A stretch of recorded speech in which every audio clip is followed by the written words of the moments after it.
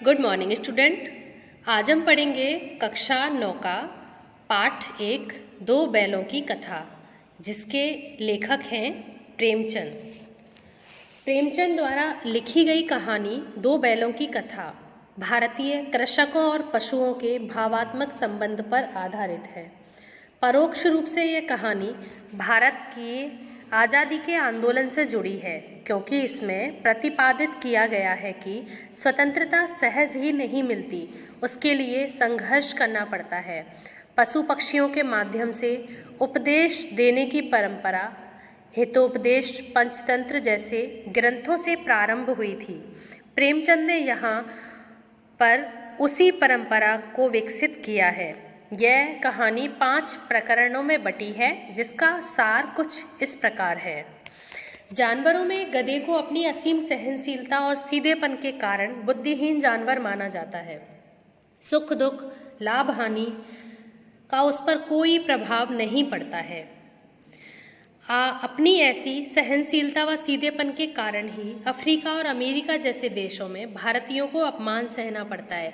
गधे से कुछ कम सीधा एक और जानवर है, जिसका नाम है बैल। इसका स्थान गधे से कुछ कम नीचा माना जाता है, इसलिए यह भी कभी कभी अड़ जाता है। हम यहाँ देखते हैं, अब शुरू करते हैं कहानी का सार। झुरी काछी के पास 2 बैल थे, एक का नाम हीरा और एक का नाम मोती। हीरा और मोती में एक दूसरे में बहुत प्रेम था। वो एक दूसरे को चाटकर सूंघकर अपना प्रेम व्यक्त किया करते थे। एक नाद में मुंह डाल के खाता तो दूसरा भी खाता था, एक निकालता तो दूसरा भी निकाल लेता था। इनका जो मालिक था झुरी, वो इनसे अत्यधिक प्रेम किया करता था। झुरी अपने बैलों को साथ में खाते देख, साथ में उठते बैठते देख बहुत प्रसन्न होता था। झुरी काछी के पास उसकी पत्नी का भाई गया आया था और वो इन दोनों को ले जाने की मांग करने लगा। झुरी अपने बैलों को इनको दे देता है और वो लेकर चला जाता है। वो गया जब इन बैलों को लेकर जा रहा होता है तो कोई एक इस तरफ भागता और एक इस तरफ, क्योंकि वो ये सोच रहे थे कि उन्हें बेच दिया गया है। उनके जो मालिक है उसने उन्हें बेच दिया है। गया उन्हें घर ले आता है और आकर उनके पास उनके लिए सूखा चारा डाल देता है। दोनों में से एक भी नहीं खाता एक भी नहीं है। और देखते हैं, रात होते समय दोनों ने क्या किया, रस्सी को, अपनी जो रस्सी बंधी हुई थी उसको खींचा और तोड़कर वहां से भाग गए। और भागते हुए कहाँ आ गए? झुरी के पास आ गए। झुरी अपने बैलों को आते देख बहुत प्रसन्न हुआ। उसने उन्हें सहलाया। उसकी पत्नी बड़ी क्रोधित हुई और कहा कि ये वहाँ पर काम नहीं कर रहे होंगे, और उनके सामने सूखा चारा डाल दिया खाने के लिए। बैलों ने वो सूखा चारा नहीं खाया। गया वापस फिर आ गया अपने बैलों को ले जाने के लिए। इस बार वो बैलगाड़ी में बांध कर लेके जाने लगा। अब दोनों बैल जाने लगे, चल रहे थे, सोच रहे थे कि ये क्या परेशानी में फंस गए। अब आगे एक गड्ढा मिला। हीरा को लगा कि मैं बैलगाड़ी को इसमें डाल दूं, लेकिन मोती ने इसको बचा लिया। अब वो दोनों बैलों को जोतता रहा, खेतों में जोतता, और बहुत तेज मारता भी था। जब जरूरत उन्हें पड़ती तो वो बहुत तेज उसको बैलों को मारता था, काम भी करवाता था। दोनों बहुत ही दुखी थे, बहुत परेशान थे। गया के पास एक बेटी थी, जिसकी माँ मर चुकी थी। वो इन दोनों बैलों को देखती तो उसे अपना दर्द याद आता।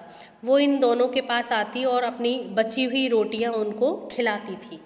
दोनों को रोटियां खिलाती थी, एक एक रोटी दोनों को खिला देती थी। अब जब दोनों को रस्सी तोड़ने की कोशिश करते हुए वो लड़की देखती है तो उसे उन पर दया आ जाती है और उन दोनों को वो खोल देती है और खुद ही शोर मचा देती है कि बैल भाग गए।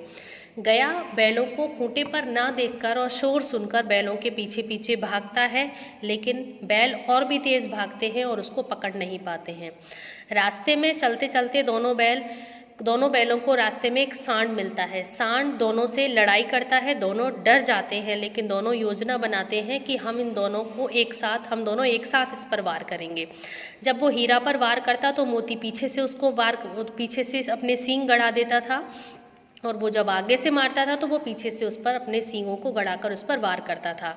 सांड डर जाता है और वो दोनों को देखकर वहां से भाग जाता है। अकेला होता तो मार सकता था, मोती उसके पीछे बहुत दूर तक भागता है अब धीरे धीरे दोनों चलकर आते हैं। दोनों एक मटर के खेत में पहुंचते हैं।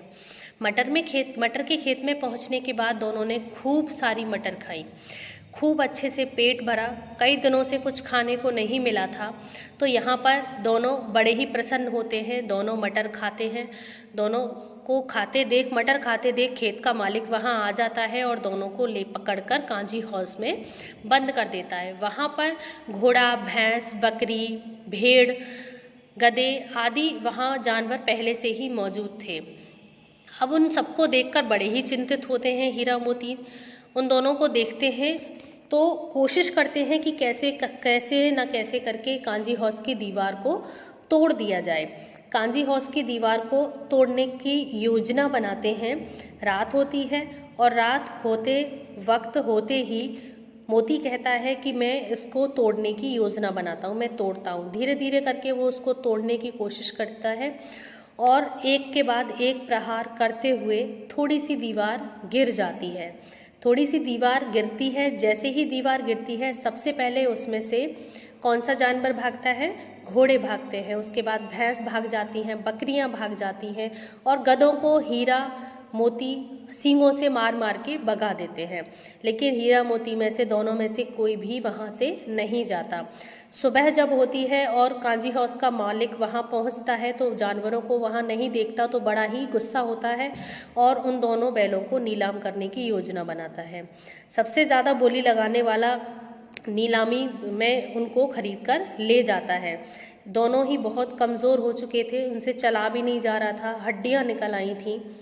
उनका मालिक जो उन्हें खरीद कर लेकर आया था उन्हें लेकर जा रहा होता है। चलता जाता है।